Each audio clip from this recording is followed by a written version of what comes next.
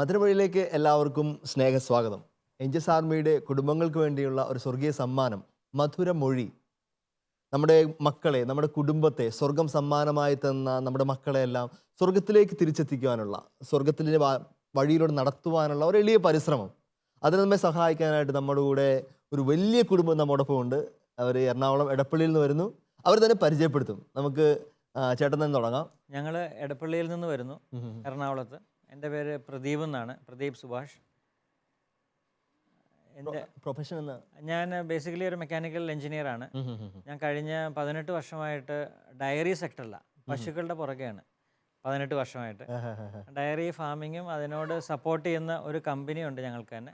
അങ്ങനെ കേരളത്തിന് വെളിയിലും ഒക്കെ ആയിട്ട് ഞങ്ങൾ പശു വളർത്തുന്ന ആൾക്കാരുടെ കൂടെ പ്രവർത്തിക്കുന്നു. ക്ഷീരവിപ്ലവമാണ് യജ്ഞം. തീർച്ചയായിട്ടും അത് വലിയൊരു എന്താ പറയുക, ഒരു ദൈവ വിളിയായിട്ട് കാണുകയാണത്. കാരണം നല്ല പാല് കുട്ടികൾക്ക് കിട്ടാനില്ലാത്ത ഒരവസ്ഥയുണ്ട്. ആ ഒരു മേഖലയിൽ കുട്ടികൾക്ക് നല്ല പാല് കിട്ടാനുള്ള ഒരു മിഷനായിട്ടാണ് എടുത്തിരിക്കുക. അല്ലെങ്കിൽ മിഷൻ അല്ലായിരുന്നെങ്കിൽ, എനിക്ക് അതൊരു വിളിയായിട്ടല്ലായിരുന്നെങ്കിൽ ഞാനൊന്നും ഇത്രയും വർഷം ഈ മേഖലയിൽ നിൽക്കുകയല്ലായിരുന്നു. അത് ശരിയാണ്. മെക്കാനിക്കൽ എഞ്ചിനീയർ, പാല് കച്ചവടക്കാരനാണ്, പാല് വിപ്ലവത്തിന് വരേണ്ട ആവശ്യമില്ലല്ലോ. ഒരിക്കലും ഇത്ര ഈ 18 വർഷമൊന്നും ഈ മേഖലയിൽ ഉണ്ടാകാനുള്ള സാധ്യതകൾ ഒരിക്കലും ഇല്ലായിരുന്നു. ചേച്ചിനെ പരിചയം. എൻ്റെ പേര് ലീന എന്നാണ്. എറണാകുളത്ത് തന്നെയാണ് എൻ്റെ വീടും. ഞാൻ MSc കഴിഞ്ഞ് മാത്സ് ടീച്ചറായിട്ട് വർക്ക് ചെയ്യാം. ടീച്ചറായിരുന്നു. ചേച്ചി കൊച്ചിനെ ടേക്ക് ചെയ്തോളൂ. കൊച്ചിന്റെ പേരോട് പറഞ്ഞിരുന്നു. കുഞ്ഞു മോള് 8ാമത്തെ മോളാണ്. ഇവള് എമിലിയ എന്നാണ് പേര്. എമിലിയ എന്ന പേര് നിങ്ങൾ ഓർത്തുണ്ടായിരുന്നു. നമ്മൾ പലതവണ മധുരമൊഴിയിൽ പരാമർശിച്ചിട്ടുള്ള പേരാണ്.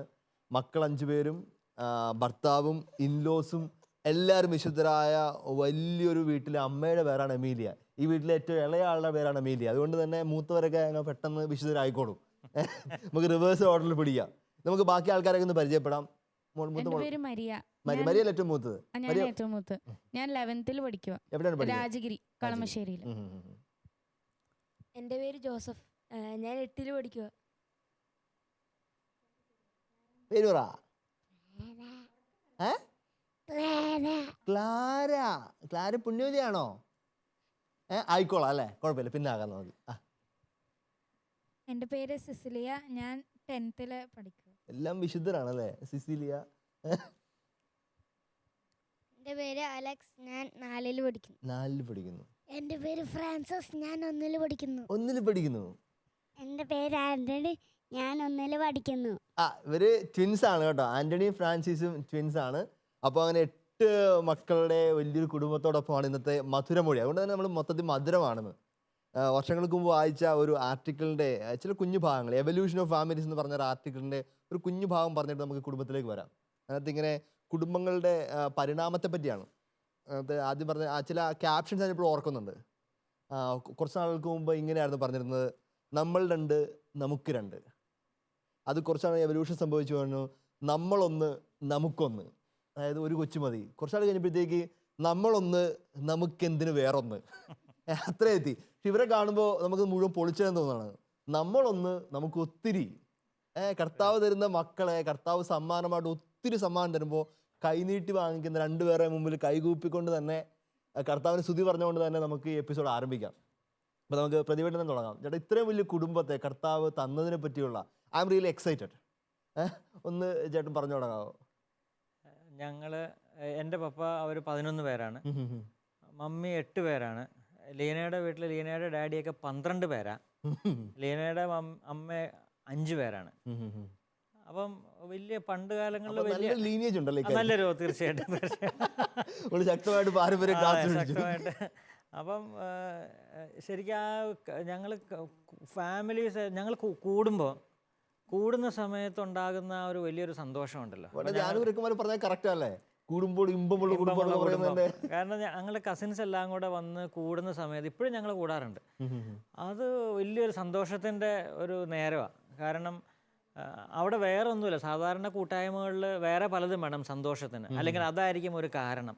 പക്ഷെ ഞങ്ങളുടെ കൂട്ടായ്മകളിൽ അങ്ങനെയൊന്നുമില്ല. നമ്മൾ തന്നെ കൂടുന്നതാണ് സന്തോഷം. അപ്പം കൂടുതൽ മക്കളുണ്ടാകുന്നതിനോട് എപ്പോഴും താല്പര്യമായിരുന്നു. അതിന് ലീനയുടെ ഒരു സപ്പോർട്ടാണ് എപ്പോഴും നമ്മൾ പ്രതീക്ഷിക്കുക. പലപ്പോഴും പലരും കേട്ടിട്ടുണ്ട്, എനിക്ക് ആഗ്രഹം ഉണ്ടായിരുന്നു.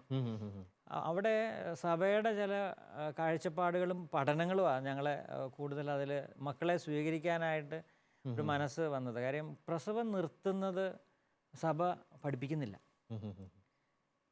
സഭ പഠിപ്പിക്കുന്നത് മക്കളെ എപ്പോൾ വേണേലും സ്വീകരിക്കാൻ നമ്മൾ തയ്യാറായിരിക്കുക. നമ്മൾ എപ്പോൾ വേണേലും നമുക്ക് ആ ഒരു മനോഭാവം ഞങ്ങൾക്ക് വന്നായിരുന്നു. മക്കളെപ്പോൾ വന്നാലും തരുന്ന സമയത്ത് സ്വീകരിക്കാൻ തയ്യാറായിട്ടുള്ളൊരു മനസ്സായിരിക്കണം എന്നുള്ളത്. അതിന് ഇത് സഭയുടെ പഠനങ്ങൾ പോലെ ഞാൻ ഓർക്കുന്നത്, ഞാൻ ഇങ്ങനെ മധുരമയുടെ ഏറ്റവും ആദ്യത്തെ എപ്പിസോഡിൽ തന്നെ പങ്കുവച്ചൊരു സംഭവം, എൻ്റെ യൂണിവേഴ്സിറ്റിയിലെ തിയോളജി പ്രൊഫസർ ആദ്യത്തെ ക്ലാസ്സിൽ ബൈബിളിൻ്റെ ആദ്യത്തെ ക്ലാസ്സിൽ ഉൽപ്പത്തി പഠിപ്പിച്ച കാര്യമാണ് ബൈബിളിലെ ഒന്നാമത്തെ കൽപ്പന എന്താണ്. അപ്പോൾ നമുക്കറിയാം ബൈബിളിൽ ഒന്നാമത്തെ കൽപ്പന എന്താണ്, നിന്റെ ദൈവമായ കർത്താവ് ഞാനാവുന്നു ഉള്ളേരനെ. അല്ല മക്കളെ, നിങ്ങൾ അച്ഛന്മാരായൊക്കെ ചുമ്മാതാ, നിങ്ങൾ വീണ്ടും തിയോളജി ക്ലാസ്സിൽ പോകേണ്ടി വരും, പഴയ ക്ലാസ്സിൽ പോകേണ്ടി വരും. ബൈബിളിലെ ഒന്നാമത്തെ കൽപ്പന നിങ്ങൾ പോയി പെറ്റുപെരുകുക, അതാണ് ഒന്നാമത്തെ കൽപ്പന. ഗ്രിഗോറി യൂണിവേഴ്സിറ്റിയിൽ നിന്ന് ബൈബിളിൽ ഗോൾഡ് മെഡൽ കിട്ടിയ ഒരു വന്യപുരോഹിതം പഠിപ്പിച്ച ക്ലാസ്സാണിത്. അതുകൊണ്ട് ഞാൻ നല്ല ഓർമ്മയുണ്ട് അക്കാര്യത്തിൽ. അപ്പോൾ നിങ്ങൾ പറഞ്ഞിട്ടുണ്ടെങ്കിൽ അതാ ഞാൻ ദൈവകൽപ്പന സഭ പഠിക്കുന്ന, നമ്മളെല്ലാം ഈ സഭേനെ ഇക്കാര്യത്തിൽ പ്രതിക്കൂട്ടി കയറ്റി എടുത്താറുണ്ട്, സഭയ്ക്ക് കുറേ കുഞ്ഞുങ്ങളുണ്ടാണെന്ന് പറഞ്ഞത്. പക്ഷെ അതല്ല, സഭ പഠിപ്പിക്കുന്നില്ല, അതിനപ്പുറം തിരുവചനം പഠിപ്പിക്കുന്ന കാര്യം തന്നെ പറഞ്ഞത്. തീർച്ചയായിട്ടും. അപ്പോൾ അങ്ങനെ മക്കളെ സ്വീകരിക്കാൻ എപ്പോഴും അത് കല്യാണം കഴിഞ്ഞ ആദ്യ കാലഘട്ടങ്ങളിൽ തന്നെ നമുക്ക് ആഗ്രഹങ്ങൾ പറയാലോ. അപ്പോൾ അങ്ങനെ ഞാനൊരു വേദിയിൽ എനിക്കൊരു 6 കുട്ടികളുണ്ടാകുന്ന നമുക്ക് ആഗ്രഹം ഉണ്ടെന്ന്. അപ്പോൾ എന്നെ പുറത്തിറങ്ങി കഴിഞ്ഞപ്പോഴേക്കും നീ അങ്ങോട്ട് വീട്ടിൽ ചെല്ല് എന്നുള്ള രീതിയിൽ പോലും. പക്ഷേ അതൊരു ദൈവകൃപയായിട്ടോ, നമ്മൾ അങ്ങനെ നമുക്കൊന്നും ഇതൊരു ദൈവകൃപയായിട്ട് തന്നെ അത് കണക്കാക്കുക. ചോദിക്കുന്നവർക്ക് അധികമായി കൊടുക്കുമെന്നൊക്കെ തിരുവചനം പറയുന്നതൊക്കെ വളരെ അച്ചട്ടാണല്ലോ ഇവിടുത്തെ കാര്യങ്ങളിൽ. അപ്പം തീർച്ചയായിട്ടും അത് വലിയൊരു ദൈവത്തിൻ്റെ ദാനമായിട്ട് തന്നെ ഞങ്ങൾ കണക്കാക്കുകയും ദൈവം അതനുസരിച്ച് മക്കളെ ഓരോരുത്തർ വരുന്നതനുസരിച്ച് ദൈവം ഇസ് പ്രൊവൈഡിങ് എന്ന് പറയത്തില്ല, ദൈവം എല്ലാം ദ പ്രൊവൈഡർ. ആ പ്രൊവൈഡിങ് എന്ന് പറയുന്നത് ഞങ്ങൾ അനുഭവിക്കുന്ന കാര്യമാണ്. ഓരോ ക്രിസ്തീയ ഭവനവും പ്രൊവിഡൻഷ്യൽ ഹൗസ് ഒക്കെ നമ്മൾ പേരിട്ട് വിളിക്കണം അല്ലെ, വിശ്വസിക്കുന്ന എല്ലാ ക്രിസ്തീയ ഭവനങ്ങളും അങ്ങനെ തന്നെ വീട്ടുപേര് കൊടുക്കാം നമുക്ക്. തീർച്ചയായിട്ടും. കാര്യം ഹീ ഈസ് പ്രൊവൈഡിങ്. നമ്മൾ ആഗ്രഹിച്ചാലൊന്നും ചിലപ്പോൾ കിട്ടണമെന്നില്ല, പക്ഷേ ഹി വിൽ പ്രൊവൈഡ്. ആ ഒരു ബോധ്യത്തിൽ. അപ്പം കഴിഞ്ഞ ദിവസം ഇങ്ങനെ ഒരു അച്ഛൻ വന്ന് ചോദിച്ചു, നിങ്ങളുടെ പ്ലാനിങ് എങ്ങനെയായിരുന്നു എന്ന് ചോദിച്ചു. അപ്പം ഞങ്ങൾ പറഞ്ഞത്, ലീന അതിന് മറുപടി പറഞ്ഞത്, ഞങ്ങളങ്ങനെ പ്രത്യേകിച്ച് ഞങ്ങൾ ദൈവത്തിൻ്റെ പ്ലാനിൽ എപ്പോഴും നമ്മൾ അങ്ങോട്ട് ഫിക്സ് ആകുക. അപ്പം അതായിരുന്നു എനിക്ക് തോന്നുന്നത് ഞങ്ങളുടെ ഒരു ശക്തി, ഞങ്ങളുടെ ഒരു ദൈവം തന്ന. അത് തന്നെ മതി, ഇനി കൂടുതൽ തന്നെ എക്സ്പ്ലനേഷൻ ഒന്നും ആവശ്യമില്ല. നമുക്കപ്പോൾ സാധാരണ നമ്മുടെ മധുരമൊഴി എപ്പിസോഡിൽ മാതാപിതാക്കൾ വന്നിട്ട് അവരുടെ പേരൻറ്റിങ് സ്റ്റൈലിനെ പറ്റിയൊക്കെയാണ് പറയുന്നത്. ഇത് നമ്മൾ നേരെ റിവേഴ്സ് ഓർഡറാണ്, നമ്മളൊന്ന് ഒരു ചെക്ക് ചെയ്യാൻ വേണ്ടി പോവാണ്. നമുക്കിന്ന് മക്കളെ കേട്ടു തുടങ്ങാം. നമുക്കിന്ന് മധുരമൊഴിയുടെ നമുക്ക് മൂത്ത മകളിൽ നിന്ന് തന്നെ കേട്ടു തുടങ്ങാം. മരിയ ഇത്രയും വലിയ വീടിൻ്റെ ചേച്ചിയല്ലേ, ആ ഒരു ചേച്ചി അനുഭവം എങ്ങനെയുണ്ടെന്ന് പറഞ്ഞേ. എല്ലാവരും ഈ സ്കൂളിലൊക്കെ എന്ന് പറയുമ്പോൾ നമ്മൾ ഓരോ കുഞ്ഞാമാരുണ്ടാവും, നമ്മൾ സ്കൂളിൽ പോയി പറയും, എല്ലാവരോടും പറയും. അപ്പൊ അവരിങ്ങനെ ചോദിക്കും, നിങ്ങൾ എന്ത് ലക്കിയാ, അവർക്കൊരു അനിയത്തി വേണം, അനിയൻ വേണം, അവർക്ക് ഭയങ്കര ആഗ്രഹമാണ്. പക്ഷെ അവരിങ്ങനെ പേരൻസിനോട് പറയുമ്പം അറിയാലോ 2, 3 അത്രേ ഉള്ളൂ. പക്ഷെ നമ്മളോട് ഇങ്ങനെ പറയുമ്പോൾ നിങ്ങൾ എന്ത് ലക്കിയാ, ഞങ്ങൾക്കൊന്നും ഇത് ഇത്രയും വലിയൊരു ഹാപ്പിനെസ് ഇല്ല, നിങ്ങൾ ഭയങ്കര ലക്കിയാന്ന് എപ്പോഴും ഫ്രണ്ട്സ് എപ്പോഴും പറയും ഞങ്ങളോട് ഇങ്ങനെ.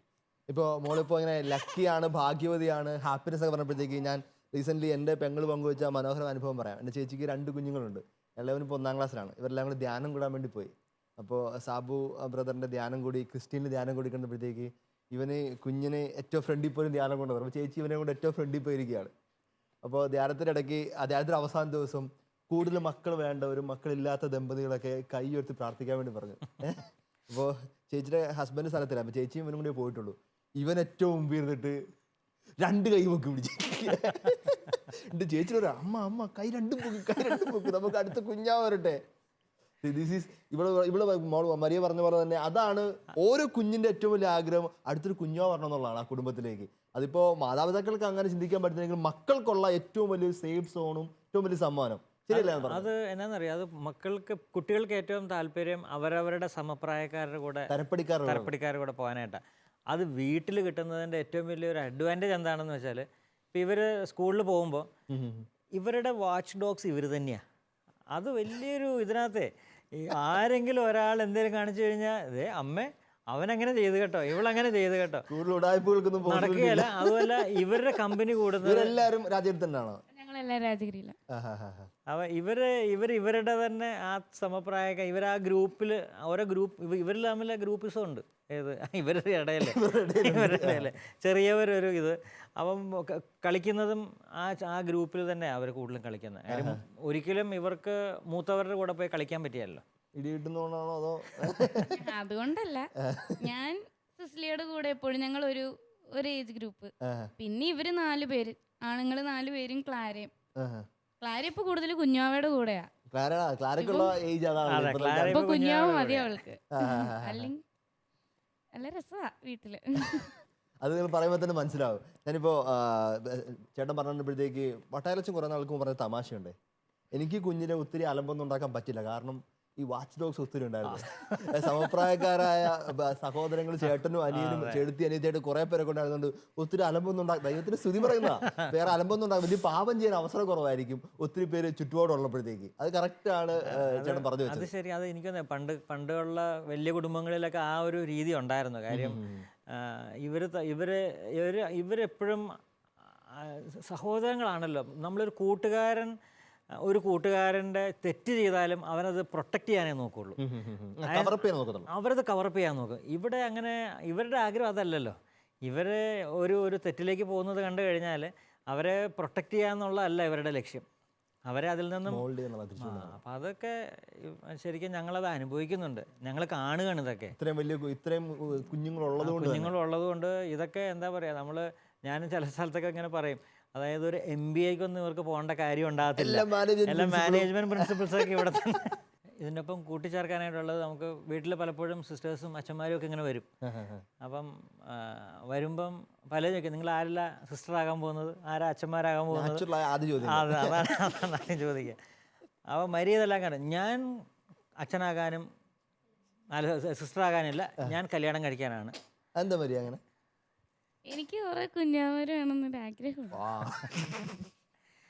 ആ സമയത്ത് സിസിലി ആ സമയത്ത് പറയും, ഇതൊന്നും ഇപ്പോൾ എടുക്കേണ്ട തീരുമാനങ്ങളല്ല.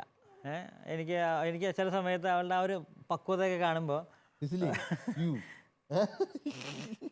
ഞാൻ ഈ വേറെ രീതിയിലേക്ക് ചോദ്യം കൂടാൻ ആഗ്രഹിക്കുകയാണ്. നമുക്കൊന്നുകൂടി അറിയാൻ വേണ്ടിയാണ്.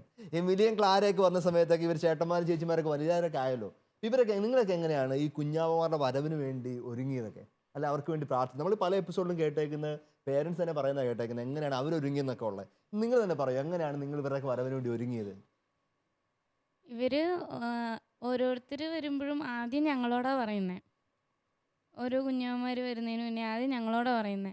പേരൻസ് പറയുന്നേ ഞങ്ങളോടാ പറയുന്നേ. എന്നിട്ട് ഞങ്ങൾ തന്നെ ഒരു പേര് തീരുമാനിക്കും. ഇപ്പം ഞങ്ങൾ ആദ്യമേ ഞാനും സിസ്റ്റർ ഉണ്ടായി കഴിഞ്ഞ ജോസിന്റെ സമയം ഇപ്പം ഒരു ആൺകുഞ്ഞ് വേണമായിരുന്നു, ഇത് ജോസഫ്. നിങ്ങൾ തന്നെ തീരുമാനിക്കും, ആ കുഞ്ഞാവ് തന്നെ വരികയും ചെയ്യും. അതങ്ങനെയായപ്പോഴും. അപ്പം അങ്ങനെ പിന്നെ ക്ലാരയുടെ സമയമായപ്പം ഞങ്ങൾക്ക് ഭയങ്കര ആഗ്രഹമായിരുന്നു ഒരു പെൺകുഞ്ഞ് വേണമെന്ന്. കാരണം 4 ആണുങ്ങൾ കഴിഞ്ഞ് ഒരു പെൺകുഞ്ഞ് വേണമെന്ന് ഭയങ്കര ആഗ്രഹമായിരുന്നു. അപ്പൊ കുഞ്ഞാവയ്ക്ക് എന്ത് പേരിടും അത് ഭയങ്കര ഡൗട്ടായിപ്പോയി. പേരൊന്നും മനസ്സിലോട്ട് വരുന്നില്ല. അപ്പൊ ഞങ്ങളിങ്ങനെ കുടുംബ പ്രാർത്ഥനയുടെ സമയത്ത് ഇങ്ങനെ പ്രാർത്ഥിച്ചുകൊണ്ടിരിക്കുക. അപ്പൊ ഞാൻ ഇങ്ങനെ പറഞ്ഞു, ഈശോയെ ഞങ്ങൾക്ക് പേര് ഇതുവരെ കിട്ടിയിട്ടില്ല, നിനക്കറിയാലോ, ഇത്രയും 7-ാം മാസം എന്തോ ആയി, ഞങ്ങൾക്കൊരു പേരിടണം. ഞാൻ ഇങ്ങനെ പറഞ്ഞു. അപ്പം തന്നെ മനസ്സിൽ വന്ന പേരാ ക്ലാര. എന്നിട്ട് കുഞ്ഞാമ്മ ഉണ്ടേ കഴിഞ്ഞ് എല്ലാവരും പറഞ്ഞു ക്ലെയർന്ന് ഇടാം, മോഡിഫിക്കേഷൻ ഒക്കെ ആയിട്ട്. പക്ഷെ അങ്ങനെയല്ല, ഈശോ ക്ലാര, അപ്പൊ ക്ലാര തന്നെ എന്നുള്ളൊരു ഇതായിരുന്നു. പിന്നെ ഓരോരുത്തർക്കും വേണ്ടി നമ്മൾ പ്രാർത്ഥിച്ച് ഒരുങ്ങും. എനിക്ക് ഇതിന്റെ കൂടെ ചേർക്കാനായിട്ടുള്ളത് ട്വിൻസിന്റെ കാര്യത്തിലായിരുന്നു. കുഴപ്പമില്ല ചേച്ചി, കുഞ്ഞിനെ ഒന്ന് പുറത്തേക്ക് കൊടുത്തോളൂ, കുഴപ്പമില്ല.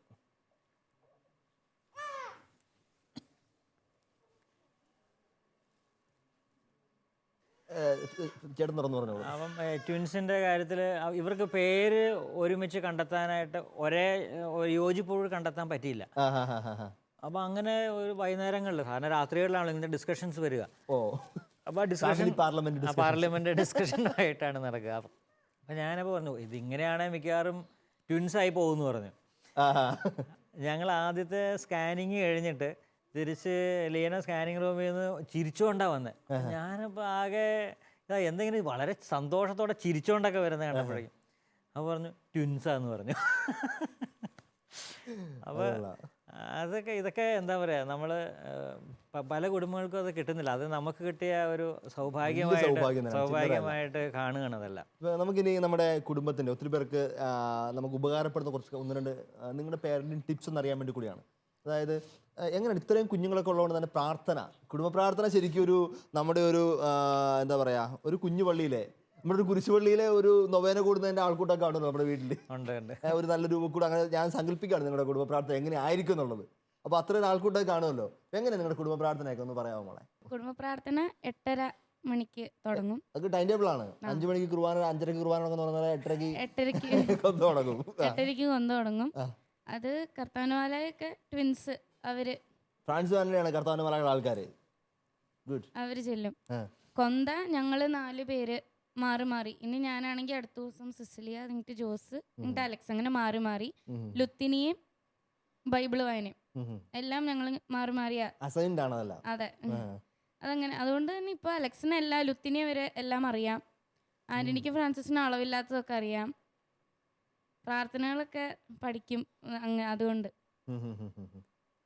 അതിലെനിക്ക് കൂട്ടിച്ചേർക്കാനായിട്ടുള്ളത്, ഞങ്ങൾ താമസിക്കുന്നത് പപ്പായുടെ അമ്മയുടെ കൂടെ. ഞങ്ങളുടെ പപ്പായുടെ അമ്മയുടെ കൂടെ തന്നെ ഞങ്ങൾ താമസിക്കുന്നത്. വലിയ കുടുംബമാണ്. വലിയ കുടുംബമാണ്.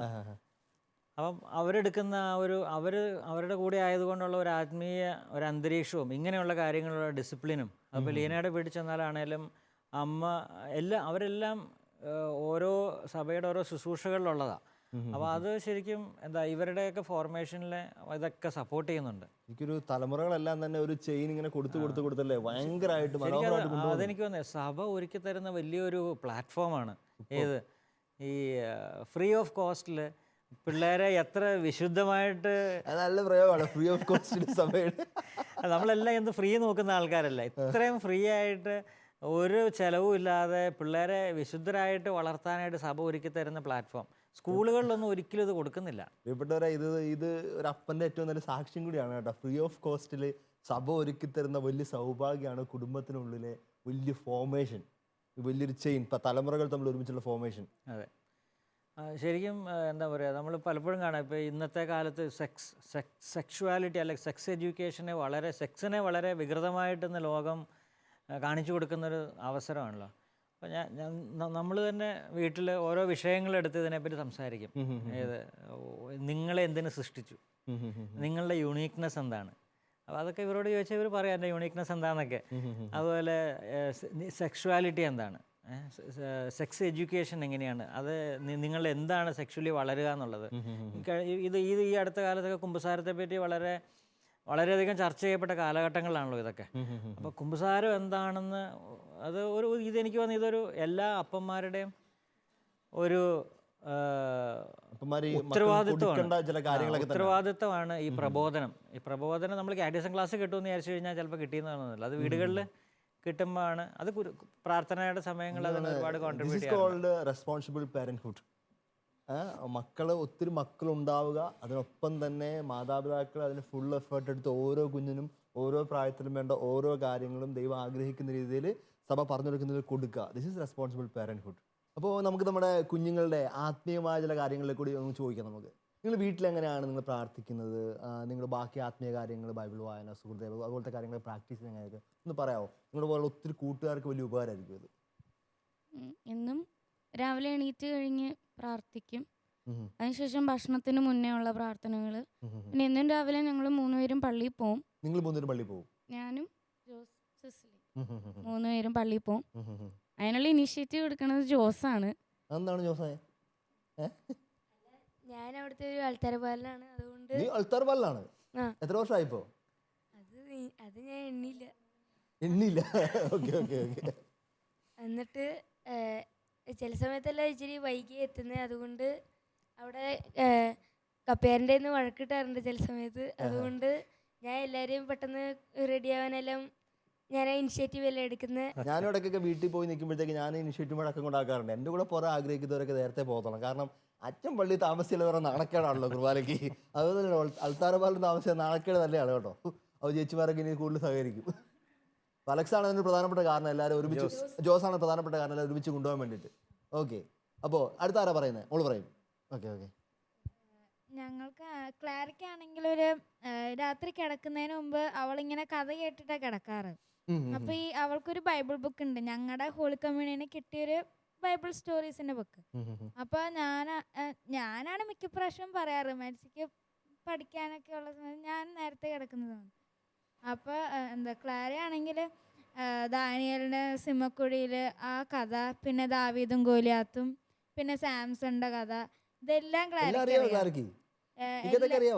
എല്ലാ ദിവസവും പറയുന്ന കഥ തന്നെയായിരിക്കും വീണ്ടും വീണ്ടും പറയുന്നെങ്കിലും ഇത് അവൾക്ക് എപ്പോഴും ഈ ബൈബിൾ സ്റ്റോറീസ് പറയല അവൾക്ക് ഇഷ്ടം.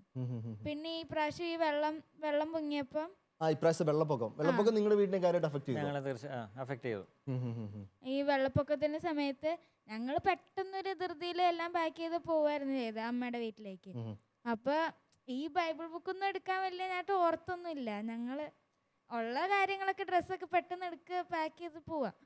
അപ്പോൾ ഇവളുടെ ബൈബിൾ ബുക്കിൻ്റെ കാര്യമൊന്നും ഓർത്തില്ല. പിന്നെ വെള്ളമൊക്കെ പൊങ്ങി കഴിഞ്ഞപ്പോഴേക്കും എല്ലാ സാധനവും പോയി. ബൈബിൾ ബുക്ക് ഇവളുടെ ആണെങ്കിൽ ബൈബിൾ ബുക്ക് പിന്നെ ഞങ്ങൾ എല്ലാം ക്ലീനിങ് ഒക്കെ വന്നപ്പോൾ പിന്നെ കണ്ടില്ല, സാധനമൊന്നും കണ്ടില്ല. അപ്പോൾ ഇവള് പറയാ, നിങ്ങളെടുത്ത് വെക്കണ്ടായിരുന്നു, നിങ്ങൾ മുകളിലെടുത്ത് വെച്ചാൽ അത് പോകത്തില്ലായിരുന്നല്ലോ എന്നൊക്കെ പറഞ്ഞ്. ഞങ്ങളുടെ ഏറ്റവും വലിയ സമ്പാദ്യമല്ലായിരുന്നു അല്ലേ? ഞാനതിനകത്തൊരു മനോഹാരിത കാണുന്നത്, മോളുടെ പേരൊന്നും സിസിലിയ ചെയ്യുന്ന വലിയൊരു മിനിസ്ട്രിയാണ്. ശരിക്ക് കുറെ അമ്മമാർക്കും അപ്പന്മാർക്കൊക്കെ കണ്ടുപിടിക്കുന്ന കാര്യം കൂടിയാണ്.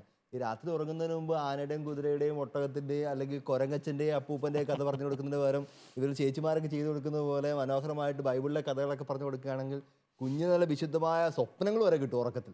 നല്ല വിശുദ്ധരായ സ്വപ്നം കാണാം, വിശുദ്ധമായ കാര്യങ്ങൾ കേൾക്കാം. ഏറ്റവും നല്ല സ്ലീപ്പിനുള്ള ഒരു 5-6 മണിക്കൂറിന് ഏറ്റവും നല്ല ഇൻട്രൊഡക്ഷൻ കിട്ടുകയും ചെയ്യും. വളരെ നല്ലൊരു കാര്യം ഞാൻ അറിയാതാണ് ചെയ്തു കൊടുക്കുന്നത് കേട്ടോ. ഇവള് തന്നെ പറയും ബൈബിൾ സ്റ്റോറീസ് മതി, ബൈബിൾ വായിക്കാൻ ഇവള് തന്നെ പറയും. പുണ്യവതിയാകും.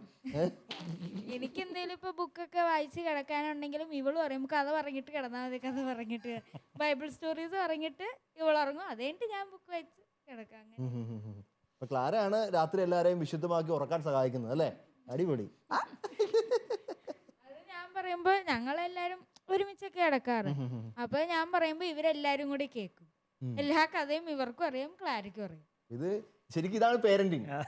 അപ്പനും അമ്മയും ചെയ്തു കൊടുക്കേണ്ട കാര്യങ്ങളൊക്കെ ചേച്ചിമാരൊക്കെ വളരെ വൃത്തിക്ക് കാര്യമായിട്ട് ചെയ്തു കൊടുക്കുന്നുണ്ട്. അലക്സ് എന്നാ പറയാനുള്ളത്?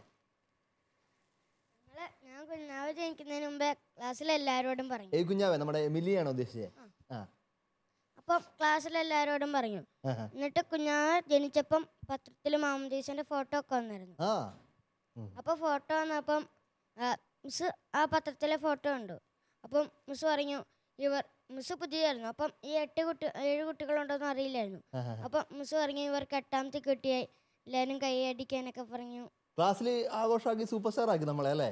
അതിനകത്ത് ഒന്നുകൂടെ കൂട്ടിച്ചേർക്കാനായിട്ടുള്ള ചില കാര്യങ്ങൾ എന്താണെന്ന് വെച്ചാൽ, നമ്മൾ കുടുംബ പ്രാർത്ഥനയിൽ തന്നെ കൊന്ത ചെല്ലുന്ന സമയത്ത് നിയോഗങ്ങൾ പറയുന്നത് പിള്ളേർ തന്നെയാണ് നിയോഗങ്ങൾ പറയുന്നത്. അത് പപ്പ അതിനകത്ത് വളരെ ഒരു ഇനിഷ്യേറ്റീവ് എടുക്കുന്നുണ്ട്. നിയോഗങ്ങൾ പിള്ളേരെ കൊണ്ട് ചെല്ലിപ്പിക്കാനും അതിനകത്ത് ഓരോ നിയോഗങ്ങൾ മാറി മാറി മറ്റുള്ളവർക്ക് വേണ്ടി. ഒന്നാമത്തെ രഹസ്യം സഭയ്ക്ക് വേണ്ടിയിട്ട്, അങ്ങനെ സഭയുടെ കാര്യങ്ങൾക്ക് വേണ്ടിയിട്ട്, അതുപോലെ മിഷണറിമാർക്ക് വേണ്ടിയിട്ട്, അതുപോലെ രോഗികൾക്ക്, മദ്യപാനികൾ, അങ്ങനെയൊക്കെ വരും. അപ്പം ഞങ്ങളുടെ അവിടെ അടുത്തുള്ള പലരും നമ്മൾ ഓരോ ആവശ്യങ്ങൾ പറഞ്ഞ് അവർ ചെല്ലാൻ തുടങ്ങും.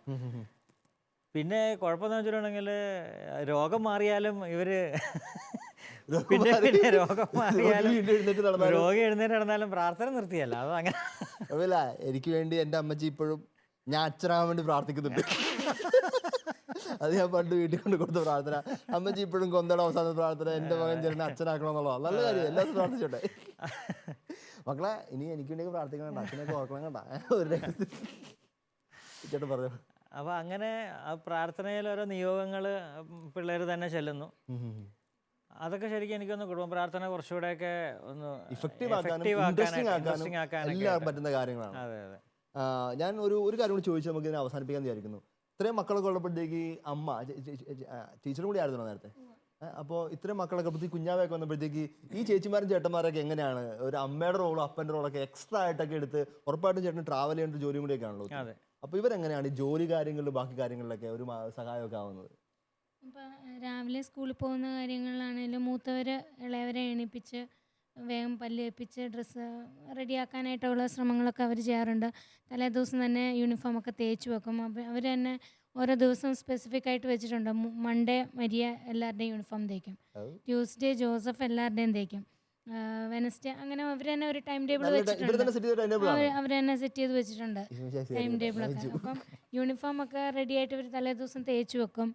പിന്നെ രാവിലെ ഇപ്പം ഞാൻ അടുക്കളയിലാവുമ്പം ഇവർ തന്നെ ചെറിയവരെയൊക്കെ ഉണർത്തി പല്ല് തേപ്പിച്ച് ഡ്രസ്സ് മാറി ടേബിളിൽ കൊണ്ടുവരും. അത്ര അവർ ചെയ്യും. അത് കഴിഞ്ഞ് ഭക്ഷണം കഴിച്ച് ഒരുമിച്ച് ടേബിളിലിരുന്ന് ഭക്ഷണം കഴിച്ച് ഒരു ലഞ്ചൊക്കെ എടുത്തു വെച്ച് അവർ സ്കൂളിലേക്ക് പോകും. തിരിച്ചു വന്നിട്ടാണേലും അവരവരുടെ ലഞ്ച് ബോക്സൊക്കെ കഴുകി വെക്കാനൊക്കെ സഹായിക്കാറുണ്ട്. പിന്നെ ക്ലാരേനെയൊക്കെ കുളിപ്പിക്കാനും അങ്ങനെയുള്ള കൊച്ചു കൊച്ചു ജോലികൾ അവർ ചെയ്യാറുണ്ട്.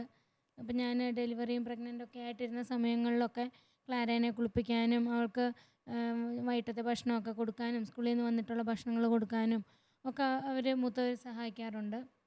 ഇത് ഒത്തിരി ചോദ്യങ്ങൾക്കുള്ള ഉത്തരമാണ് ഒറ്റ ശ്വാസത്തിൽ ചേച്ചി പറഞ്ഞു വെച്ചത്. വളരെ മധുരകരമായ ഈ സംസാരം ഇവിടെ അവസാനിക്കുകയാണ്. ഇന്ന് എനിക്ക് പകരം നമ്മളോടൊപ്പം പ്രാർത്ഥിക്കുന്നത് നമ്മുടെ ട്വിൻസാണ്, നമ്മുടെ ബ്രദേഴ്സാണ് ഫ്രാൻസിസും ആൻ്റണി. ഫ്രാൻസിസ് ആൻ്റണി ഓടി വാ.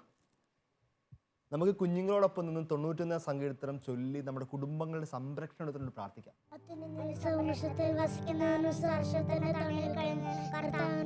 സംഗീതം എന്റെ കോട്ടയെ ഞാൻ ആശ്രയിക്കും, എന്റെ ദൈവം എന്ന് പറയും. അവൾ നിന്റെ വേടന്റെ കഴിയുന്ന മാരകമായ മഹാമാരിയെ രക്ഷിക്കും. തന്റെ തോൽക്കൊള്ളും അവിടുത്തെ ലഭിക്കും. അവിടുത്തെ കവചവും പരിചയമായിരിക്കും. രാത്രിയിലെ ഭീകരതയും പൽപ്പർക്കുന്ന അസർത്തെ നീ ഭയപ്പെടേണ്ട. ഇരുട്ടിൽ സഞ്ചരിക്കുന്ന മഹാമാരിയെ നടിച്ചിരുന്ന നാശത്തെ നീ പേടിക്കേണ്ട. നിന്റെ പാർശ്വങ്ങളായാലും നിന്റെ വലതുപക്ഷങ്ങളായാലെങ്കിലും നിനക്ക് അർത്ഥമൊന്നും സംഭവിക്കില്ല.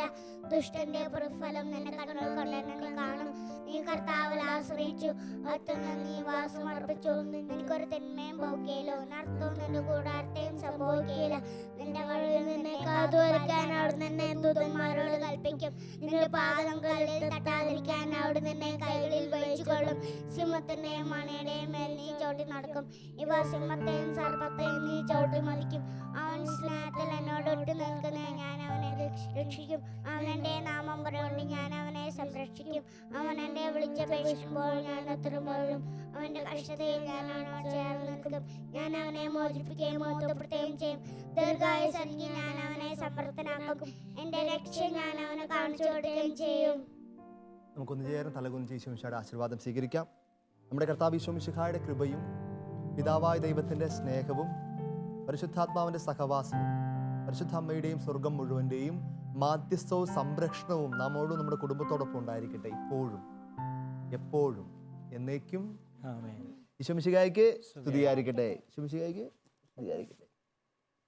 അപ്പോൾ സാധിക്കുമെങ്കിൽ കുടുംബം ഒന്നിച്ച് ഈ സങ്കീർത്തനം കാണാതെ പഠിച്ച് എല്ലാ ദിവസവും പ്രാർത്ഥിക്കട്ടെ. ആമേൻ.